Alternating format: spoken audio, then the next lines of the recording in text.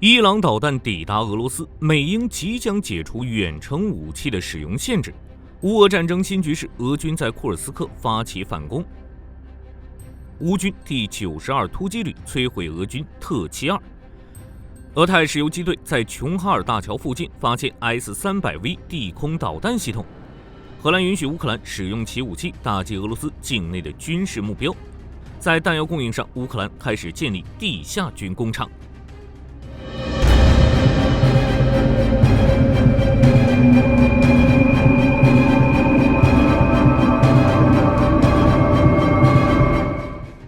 伊朗向俄罗斯提供导弹，成为压死骆驼的最后一根稻草。9月10日，美国国务卿布林肯正式证实，俄罗斯已从伊朗接受弹道导弹，未来几周内可能会在乌克兰使用。鉴于伊朗的介入，美英武器的远程武器使用限制终于要解除了。同时，美英法德宣布对伊朗与俄罗斯实施制裁。就当前的情况来看，伊朗援俄导弹无论是对俄罗斯还是对伊朗而言，都是一部烂棋。早在8月份的时候，路透社就报道，数十名俄罗斯军事人员在伊朗接受使用法塔赫360导弹的培训，预计伊朗将很快向俄罗斯交付数百枚导弹，并用于乌克兰战争。根据最新的消息，伊朗向俄罗斯提供了200多枚导弹。有媒体分析，俄罗斯接受的伊朗导弹除了上面提到的法塔赫360，还有阿尔曼空射弹道导弹。其中，法塔赫360的最大射程达到了120公里，阿尔曼导弹的射程也在100公里左右。虽然射程较近，但俄罗斯接收伊朗的导弹，也就意味着俄军可以将更多的武器用于前线以外的目标。法塔赫360、阿尔曼则用于打击近距离目标，而且法塔赫360只能使用乌克兰最先进的防空系统拦截，比如爱国者。甚至还有消息称，俄罗斯接收了阿巴比尔导弹，最大射程2200公里。如此一来，乌克兰防空系统的压力会越来越大。鉴于伊朗向俄罗斯提供导弹，美英法德宣布对伊朗与俄罗斯实施新一轮制裁。美英也计划解除远程武器的使用限制。到9月13日，拜登就会与英国首相斯塔默讨论允许乌克兰使用北约远程武器打击俄罗斯的问题。就火力军而言，解除限制的可能性很大。拜登在被问及美国是否会解除远程武器使用限制时表示，我们正在解决这个问题，注意是解决而不是考虑，这也就意味着已经做出决定。而且根据卫报的报道，英国已经私下决定允许乌克兰使用风暴阴影对俄罗斯进行远程打击。9月11日，布林肯还与英国外交大臣莱米访问基辅，或许就是宣布这个消息的。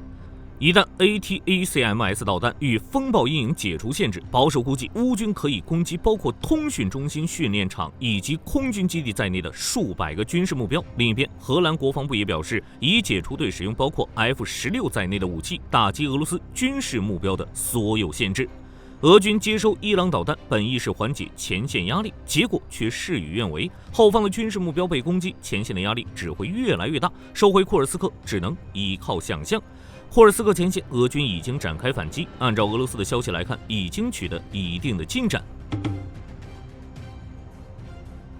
9月10日，俄军155海军陆战师装甲纵队袭击斯纳格斯特，拉开了俄军反攻库尔斯克的序幕。据俄罗斯消息人士报道，俄军的反攻方向分别是克列涅沃、斯纳格斯特、特罗伊茨科耶向东，朝格尔杰耶夫卡进发。俄军沿克列涅沃、格尔杰耶夫卡发起反攻，目的就是夺回科列涅沃斯纳格斯特伊茨科耶高速公路，这是乌军部队重要的地面交通线。如果夺回的话，可以减缓乌军的推进速度。此外，在该方向发起进攻，也可以阻止乌军向西推进至格鲁什科夫斯基区。格鲁什科夫斯基区被包围的3000俄军也在试图向东攻击，只是在该地区乌军的兵力比俄军更多。不过，按照俄罗斯公布的消息，俄军已经重新控制了博尔基、格尔杰耶夫卡、比亚霍沃、阿帕纳索夫卡等地，在苏贾东南部也控制了博尔基和克鲁佩茨地区。当然，这只是俄罗斯的一家之言，具体情况如何，火力军将持续追踪。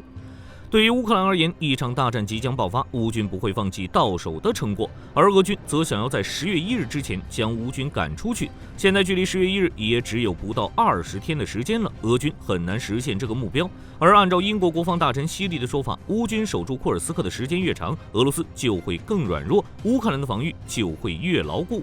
哈尔科夫方向，俄军继续攻击哈尔科夫北部的赫利伯克以及沃夫昌斯克。俄军第11坦克团的成员正在赫利伯克附近活动，不过俄军并没有取得任何进展。因为武器消耗过多的缘故，俄军主要使用摩托车、全地形车等轻型车辆进攻哈尔科夫地区，效率可想而知。就算是发动机械化袭击，单凭特72这样的老坦克也不会起到很大的作用。9月11日，乌军第92旅的战士成功在哈尔科夫地区摧毁了2辆 BMP-2与1辆特72坦克。卢甘斯克方向，俄军沿着在库皮扬斯克、斯瓦托、克里米纳进行行动，并在克里米纳西北略微推进。根据战争研究所的报告，在库皮扬斯克以东的佩特罗帕夫利夫卡附近，俄军也发起了进攻行动。在克里米纳附近行动的乌克兰军官表示，俄军当前主要进攻点是马基伊夫卡，并轮换了一个未知的摩托化步枪团，以取代之前在该地区行动的士兵。红军村方向，俄军则是继续发动进攻。有消息称，俄军向尼哈伊利夫卡以西推进。俄罗斯国防部则表示，俄军占领了哈利奇尼夫卡，但是目前并未得到进一步的证实。此外，俄军之前声称的占领诺沃赫迪夫卡大概是假的。俄罗斯军事博主表示，俄军推进到诺沃赫迪夫卡以西 1.5 公里，与谢利多沃东北部。就目前来看，俄军的主要方向就是谢利多沃东乌克兰斯克赫尼克县。当然，俄军的大部队依旧集中在红军村本身以及东南部，只是每天进攻的成果有限，俄军只能另寻他法。扎波罗热方向，俄军继续在扎波罗热西部发动地面攻击，罗伯季涅附近的战斗仍在继续，但前线没有明显的变化。乌克兰塔夫里斯克集团军发言人德米特罗利霍维上尉表示，俄军大幅加强了对乌克兰南部前线地区的空袭，北奥塞梯阿拉尼亚营的无人机操作员正在扎波罗热方向行动。克里米亚方向，俄泰什游击队在琼哈尔大桥附近发现了俄军 S-300 地空导弹系统。按照俄泰什游击队的说法，防空系统与雷达的详细位置已经被记录下来，并与乌克兰国防军共享。9月10日，第79届联合国大会开幕，泽连斯基向拜登争取更多援助，这或将是其在美国总统选举前从拜登政府获得财政支持的最后机会。泽连斯基的主要目标就是说服美国允许乌使用其援助武器深入打击俄本土目标。就火力军而言，这点已经没什么问题了。伊朗向俄罗斯提供导弹之后，美国就在解决这件事，英国已经私下里允许。其次就是财政援助。乌克兰最高拉达预算委员会主席皮德拉萨之前就表示，国防部在9月份已经没有足够的资金给军队发放薪资，乌克兰必须填补50亿美元的军事支出预算缺口。9月11日，美国国务卿布林肯在基辅宣布，美国将向乌克兰提供7亿美元的人道主义援助。在弹药供应上，乌克兰开始建立地下军工厂。当前的乌俄战场，乌军之所以能在前线顶住俄军进攻，除了库尔斯克吸引了俄军部分兵力，尤其是宝贵的机动部队之外，最重要的就是乌军的弹药供应，相比上半年已经是天壤之别了。上半年乌俄两军的炮兵火力对比一度达到1比12，俄军发射12发炮弹，乌军才能还击1发。泽连斯基宣称乌俄炮兵火力对比为1比3之后，乌军总司令希尔斯基又进一步宣称，乌俄两军的炮兵火力对比达到了1比2，有更多的弹药被送到了前线。毕竟北约的小伙伴挺给力的。当然，除了依靠合作伙伴，乌克兰也在发展自己的军工业，北约也支持乌克兰这样做。相比直接提供军事援助，仅提供资金和技术，帮助乌克兰发展军工业，在程序上要简便很多。在意大利参加安布罗塞提国际经济论坛时，泽连斯基就已经透露，乌克兰正在建造地下军工厂，生产武器和弹药。这些设施可以在军援延误的情况下，满足乌军士兵的部分需求。而相关消息早在今年5月就有媒体透露，并指出乌克兰建造地下军工厂，建立工厂的目的就是为士兵提供弹药，而建立地下军工厂则是为了对抗俄军空袭，提高武器弹药的安全生产能力，并避免这类设施遭到俄军攻击。尽管乌克兰没有透露太多信息，但俄军的远程精确打击的确对乌克兰军工业造成了一定影响。不知道俄军是否有能力打击这些身处地下的乌克兰军工厂。在公开报道中，并没有看到俄军使用了钻地导弹。高超音速的锆石战斗部重量太轻，而且跟匕首一样，必须进行末端减速，这本身就降低了对地下目标的打击能力。根据媒体报道，虽然美国没有为乌克兰提供可以打击俄境内的远程武器，但将继续支持乌克兰军队与国防工业。泽连斯基透露，乌克兰正在增加本国的武器产量。另外，根据美国媒体报道，目前白宫正与国会进行紧急会谈，白宫希望国会同意出资60亿美元，向乌克兰提供武器，其中一部分资金可能会用于扩大乌克兰原面包无人机导弹、雷霆2战术导弹以及海王星巡航导弹的产能。此前有报道称，乌克兰正在批量生产雷霆2与海王星的最新改进型，这些武器将用于克里米亚目标的打击。而泽连斯基也曾表示，乌克兰将在地下工厂生产武器，目的是前线士兵在盟友援助未到时，有足够的武器进行自卫。据中时新闻网9月8日报道，为应对各种水下威胁，提供现代化反潜能力，印度已向美国采购3款声纳浮标，包括 ANSSQ-53G、ANSSQ-62F、ANSSQ-36，预计总投入约5280万美元。其中 ANSSQ-53G 是一款多功能定向频率分析和记录系统，具备4种音像传感器模式与 GPS 定点报告功能，可运用被动定向和侦测水下目标。ANSSQ-62F 是为最新一代的定向指挥式主动声纳浮标系统，最大操作深度可达460米，且具备更强的 GPS 定位功能。至于 ANSSQ-36，其具备水文探测功能，可分析不同深度的水文特性，能够有效监控水下动态。如果这项交易足够顺利，届时将由印度海军的梅赤60反潜直升机进行下一步的部署行动。据美国国防部最新声明显示，美国已分别批准了向新加坡和荷兰的新军售案，其中荷兰将采购246枚 IN-9X 响尾石导弹、6枚 CATM 训练弹、14个 IM-9X 战术导引装置、2个训练弹用的导引装置以及其他相关设备，总价值约6.9亿美元。而新加坡则将采购54枚 IM-120C 导弹及相关设备。由于 IM-120 为雷达导引导弹，因此此次出售还包括部分导弹零部件，如导引部分、控制部分备件等，总价值约1.33亿美元。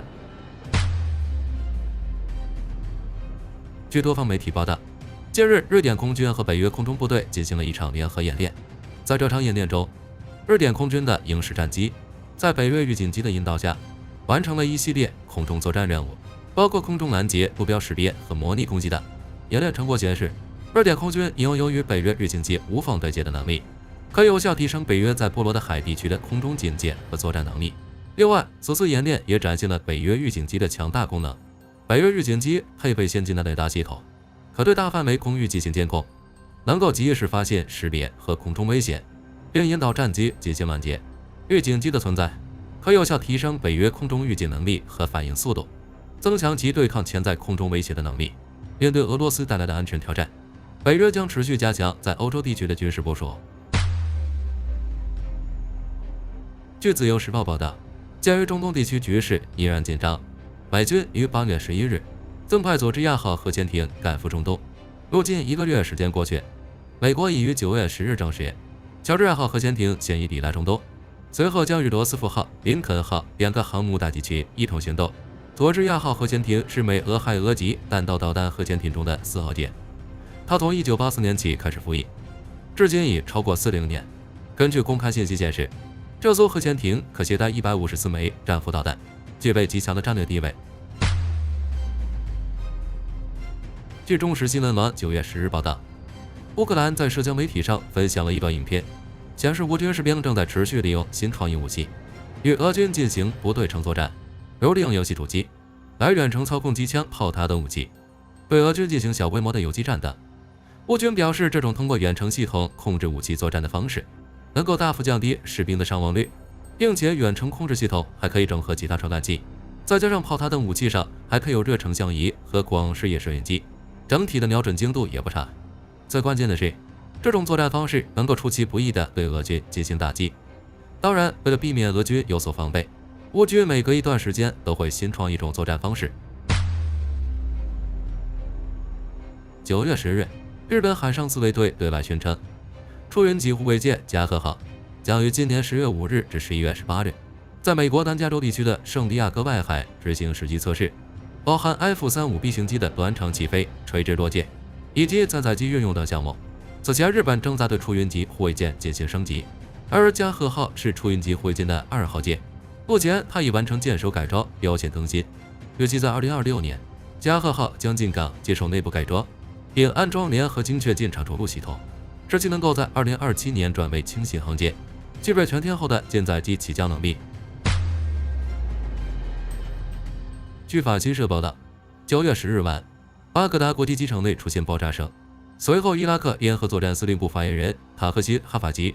在 X 平台上发布声明，称暂时无法确定爆炸的起因。然而，据匿名官员透露，主要是因为2枚卡秋莎火箭弹引起了爆炸，其中1枚落在了伊拉克反恐部队大院的围墙上，另1枚则落在了由美国主导的国际联军驻扎的区域。至于火箭弹从何而来，该官员并未说明。目前，美官方尚未对爆炸事件进行回应。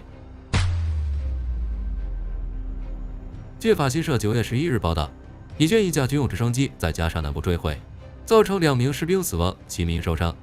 之后，以军立刻展开了相关调查，初步判断这架飞机并没有遭到敌方的火力打击，具体的坠机原因仍在调查中。据耶路撒冷邮报报道，9月10日，以色列国防军对外宣称，以军对汗尤尼斯的哈马斯控制中心发起了突袭，在行动中击毙了哈马斯在加沙空中部队的负责人，以及哈马斯军事情报部的2名主要负责人。此外，以色列还在加沙的其他区域展开行动，击毙了哈马斯精锐部队塔拉苏丹营的指挥官哈姆丹，该营的其他高级领导也一同被清除。也就是说，这个精锐部队的指挥层几乎全军覆没。随后，加兰特对外宣称，哈马斯主力部队基本上已被消灭，剩余的哈马斯部队只能被迫进行游击战。目前，哈马斯方面尚未做出回应。另一方面，以色列对黎巴嫩真主党的打击也愈加频繁，最近几乎天天都发动袭击。其精锐部队拉德班的高级指挥官卡西姆沙尔也已被以军精准清除。据英国《每日电讯报》报道，英国陆军首次在战争场景中使用机器人，这些机器人由英国 4GD 公司发明，它们的体型类似于成年男性，通过配备人工智能软件聊天生成预训练转换器，可以在训练中与士兵交谈，还可通过使用虚拟现实和特效来为士兵提供战斗训练。此外，这些机器人具备一定的逻辑思维，可根据士兵的动作和说话方式做出不同的反应。例如，士兵与其平静交谈时，机器人也会温和回应；如果士兵向其发怒，机器人就会变得充满敌意，甚至会从腹部发射玩具子弹。而且这些机器人还会情绪化，如果他们发现士兵没有帮助伤员或者平民，就会对士兵产生敌意。随后，英国陆军也对这些机器人发表了看法，其认为尽管这项技术目前还不太成熟，但代表着这一研究方向具备可行性，也许在未来战场上，机器人可能会成为主力。据日本时报报道，为加强美日合作关系，日本似乎有意允许美国在其本土部署敌方中导系统。今年8月，日本陆上自卫队地面部队司令部参谋长鸠介访问了位于美国华盛顿州的美军刘易斯麦克乔德的联合基地，那里是美军第1多域特遣部队总部所在地。该特遣队装备有敌风中导系统。到了9月，日本自卫队又与美陆军部长沃姆斯就部署敌风中导系统的问题进行了讨论，其中沃姆斯表示此次讨论相当愉快，这可能意味着双方或许已经就在日本部署敌风中导系统的问题上达成了共识。据中时新闻网9月10日报道，美2栖登陆舰硫磺岛号在航行途中发生重大机械故障，不得不返回港口进行检修工作。目前，美海军大西洋海军水面部队已证实了该消息的真实性，确认这是美海军2栖登陆舰在今年发生的第3起故障事故，第一次发生在今年3月。同行的胡风号发生维持故障，导致无法按照原定计划执行部署行动。美海军为填补胡风号故障而无法执行任务的空缺，只好让其他舰艇来暂时顶替，不料却引起连锁反应，导致多艘舰艇的后续任务均发生变动。而胡风号则是一直维修到6月才得以正常部署，第2次发生在4月。同行的全狮号仅出航10天，随后也因故障问题被迫返回母港。和胡风号一样，此次事故又一次打乱了美海军相关舰艇的正常部署，直到7月中旬，全狮号才整修完毕。至于此次硫磺岛号发生的故障事故，目前美海军尚未公布具体原因，而它整修所需的时间以及后续会如何部署也仍未公布。好了，这期视频到这就结束了。各位觉得乌克兰的地下军工厂什么时候可以竣工？可以在视频下方留言，大家一起讨论。我是火力军，下期见。